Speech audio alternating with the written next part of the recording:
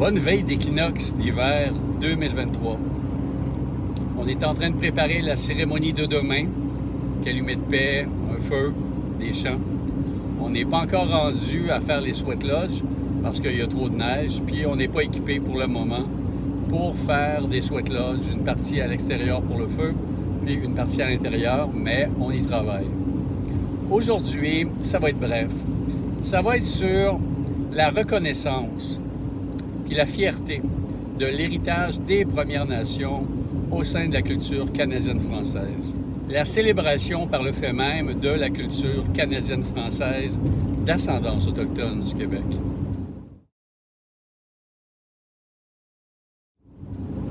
C'est évident de nos jours que lorsque des Blancs, entre guillemets, se disent d'ascendance autochtone au Québec, il y a une levée de boucliers, il y a un ensemble d'activistes, une minorité agissante du courant woke, racialiste, des colonisateurs, certains membres des Premières Nations qui se dressent et nous traitent de fabulateurs en disant qu'il n'y a aucune personne blanche au Québec qui a une ascendance autochtone. Mais l'ascendance autochtone, comme j'en ai amplement parlé, peut être autant génétique que culturelle. Puis génétique, le croisement n'a pas besoin d'avoir été fait il y a 100 ans ou 5 ans. Il n'y a aucune date de péremption là-dessus. Ça, c'est clairement établi par le Canada. On ne reviendra pas là-dessus pour le moment.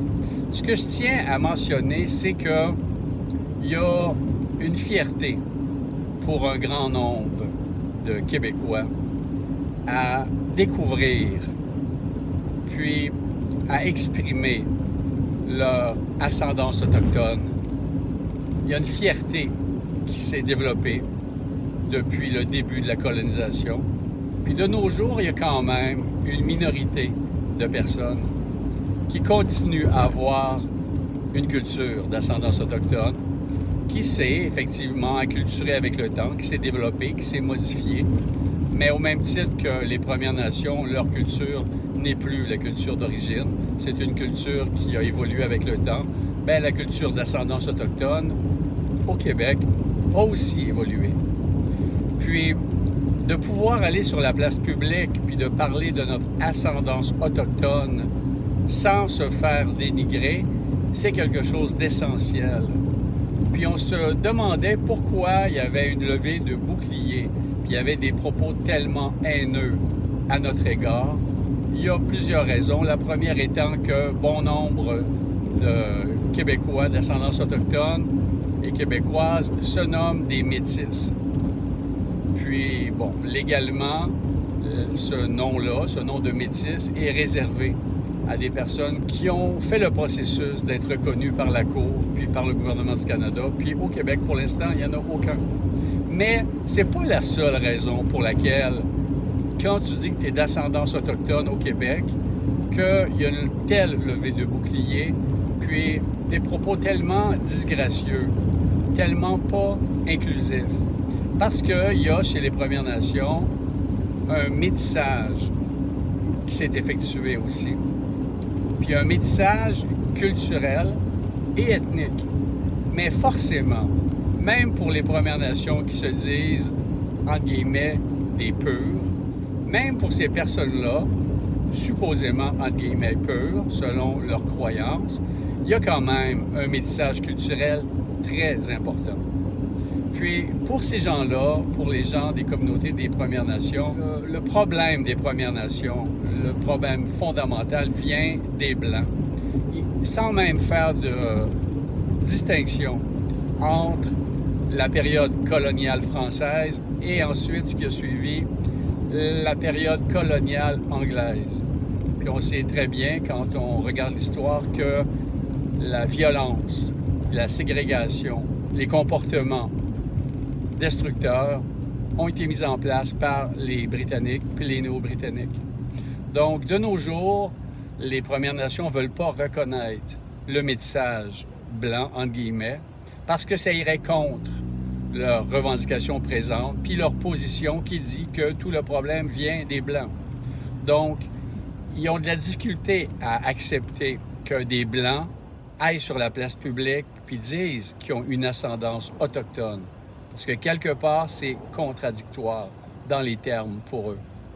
Mais on est persuadé que notre initiative, à force de travailler, va permettre une réconciliation, comme il est désiré à travers le Canada, une réconciliation profonde, qu'une réconciliation qui va permettre un rassemblement, une réunion, une connivence même, au niveau profond, qui va probablement permettre à certains membres des Premières Nations de valoriser soudainement, puis d'être fiers du métissage, entre guillemets, blanc qu'ils ont reçu, puis qu'ils manifestent à tous les jours sur le territoire avec des acquis, puis avec des valeurs positives qui sont indéniables, puis des compétences qui se sont greffées, qui ont permis à la civilisation autochtone de faire un saut évolutif comparé à la progression qui était programmée s'ils étaient restés seuls dans leur coin. Puis on peut dire que oui, mais ça l'a brisé le rythme, ça l'a détruit un ensemble de traditions, puis ça l'a créé des conséquences qui sont indéniables. Mais il faut se dire aussi que si ça n'avait pas été les Français, un jour ou l'autre, en regardant l'évolution de ce qui s'est passé au niveau des territoires sur la planète, il y aurait eu une autre civilisation qui serait venue sur les territoires et qui aurait peut-être agi d'une manière encore plus implacable. Puis on peut penser même que si ça avait été les Britanniques qui étaient venus dans la vallée du Saint-Laurent avant les Français, il y aurait probablement pas mal moins de membres des Premières Nations de nos jours. On n'a rien qu'à voir de quelle manière ça s'est passé en Nouvelle-Angleterre, puis aux États-Unis, puis de quelle manière les Britanniques ont été intraitables pour voir la conséquence que ça aurait été si ça n'avait pas été les Français qui seraient arrivés ici. Donc, les Premières Nations au Québec devraient quand même comprendre qu'ils ont une forme de protection. Il y a une période qui leur a permis de s'adapter, de développer des capacités de marchandage, puis d'une manière de communiquer avec l'envahisseur qui les a protégés lorsque les Anglais sont arrivés. Outre le fait que la période d'occupation française avait permis de développer des protocoles que les Anglais ont été obligés de continuer d'une certaine manière parce que c'était déjà inscrit dans les coutumes des Autochtones métissés à la culture occidentale.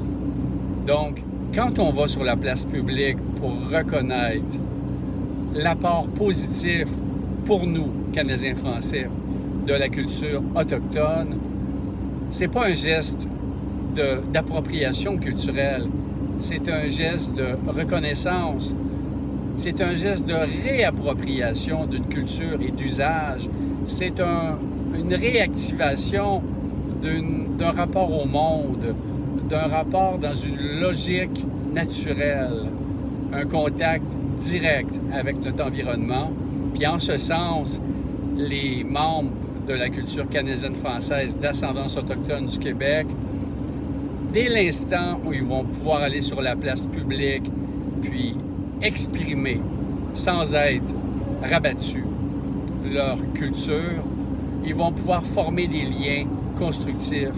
Ils vont pouvoir développer des synergies avec certains membres des Premières Nations, certaines communautés, afin de pousser plus loin l'entraide. Et dans cet élan-là, dans cette synergie-là, de permettre un nouveau saut évolutif qui va être assurément gagnant pour la culture canadienne-française en soi, qui est quand même laissée sur le banc des pénalités depuis des centaines d'années, puis qui a causé en nous une peur, une colère, puis une tristesse qui nous empêche de nous manifester, puis de prendre toute notre amplitude de la même manière que les Premières Nations ont de la difficulté à le prendre. Puis pour les Premières Nations, c'est pas à coup de millions de dollars que les choses vont se régler, c'est quand ils vont être capables d'assumer au fond d'eux-mêmes l'avantage positif, puis l'acquis, puis l'héritage, entre guillemets, blanc qu'ils ont reçu, puis d'être capable de l'apprendre pour faire un saut évolutif avec, en face d'eux, les membres de la culture canadienne-française d'ascendance autochtone du Québec. Puis ce moment-là, cette vision-là du monde puis du territoire du Québec, c'est la plus apte à faire progresser autant les Premières Nations du Québec que les membres de la culture canadienne-française. Donc, en ce sens, je vais continuer à fertiliser ma vision, continuer à lire, continuer à rencontrer des gens, puis éventuellement, je suis persuadé que c'est le bon fil qui permet de retrouver le chemin de l'harmonie, puis de l'émancipation complète de nos deux cultures. Je vous souhaite une très bonne cérémonie d'équinoxe d'hiver, au plaisir de partager ensemble. Bonjour.